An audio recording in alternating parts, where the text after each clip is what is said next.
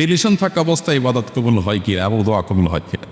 Relation নাম কি দেখেন, এই জিনিসগুলোকে অর্থাৎ এই সমস্ত পাপাচারকে নর্মালাইজ করার জন্য, এগুলোকে ইজি করার জন্য এটা একটা চক্রান্ত। নাম দেয়া হয় প্রেম। এটা প্রেম, তাহলে অসভ্যতা কোনটা? তাহলে বদমাইশি কোনটা? এটা যদি প্রেম হয়। ভালোবাসা, আরে ভাই ভালোবাসা তো ভালো জিনিস। অজাগায়, কুজাগায়, অবৈধ জায়গায়, হারাম জায়গায়, এটা আমার ভালোবাসা হলো কেমন? এটা মন্দ বাসা, এটা ভালোবাসা না। ঠিক একইভাবে রিলেশন মানে সম্পর্ক। এখানে রিলেশন বলতে যে সম্পর্কের কথা বলা হচ্ছে এটা তো স্বামী স্ত্রীর মধ্যে হবে, কিন্তু সেটা অবৈধ খাতে, হারাম ক্ষেত্রে পায়।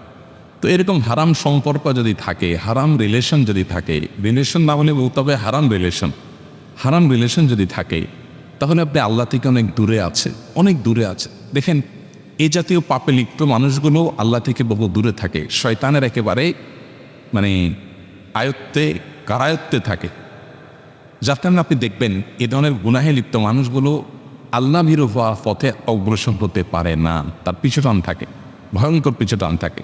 এই জন্য এই অবস্থায় আপনি নামাজ কালাম পড়লে আপনি দায়মুক্ত হয়ে যাবেন, যে ওয়াক্তের ফরজ আদায় করলেন, কিন্তু আল্লাহ তাআলার নাফরমানি করার কারণে আপনি গুনাহগার, আপনি পাপিষ্ঠ। সেজন্য গুনাহমুক্ত হওয়ার চেষ্টা করা উচিত। নফল আমলের চাইতে আপনার এই হারাম রিলেশন ছাড়ার গুরুত্ব অনেক বেশি। আপনার নফল রোজা রাখার চাইতে এটা গুরুত্ব অনেক বেশি। তবে হ্যাঁ, এর মানে এই না যে হারাম রিলেশন আছে দেখে আপনি নামাজ কালাম পড়বেন না। নামাজ কালাম আরও বেশি করে পড়বেন, যাতে করে আল্লাহ সে হারাম থেকে আপনাকে সরায়া নিয়ে আসে এবং দোয়া কবুল হবে। কিন্তু হারামে লিপ্ত, গুনাহে লিপ্ত মানুষের দোয়া কবুল হওয়ার সম্ভাবনা কম থাকে।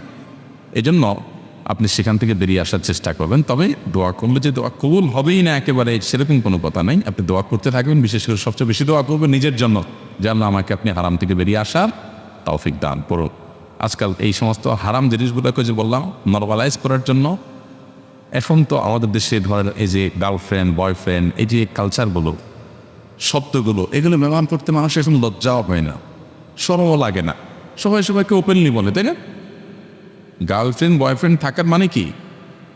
এর মানে হলো এই লোকটার চরিত্রহীন, লম্পট, হারাম কাজ করে, একটা ব্যভিচারী, কিন্তু সেটাকে কোনো দোষে কিছু মনে করা হচ্ছে না, তাই? নাটক, সিনেমা তৈরি করা হচ্ছে এমনভাবে যে আমাদের দেশে, এখানকার মুসলমান বলেন, হিন্দু বলেন, এদেশের মানুষের যে সংস্কৃতি, সেটাই তো এদেশের নাটক সিনেমা উঠে আসার কথা।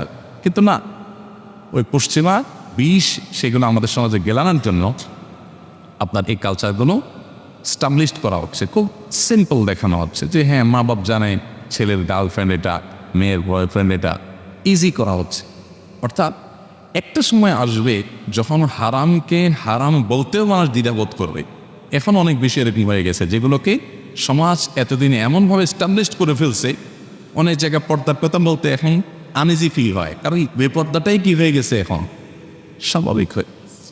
আল্লাহ তাআলা আমাদেরকে এ সকল ভয়াবহ ফিতনা থেকে বেঁচে থাকার তৌফিক দান করব।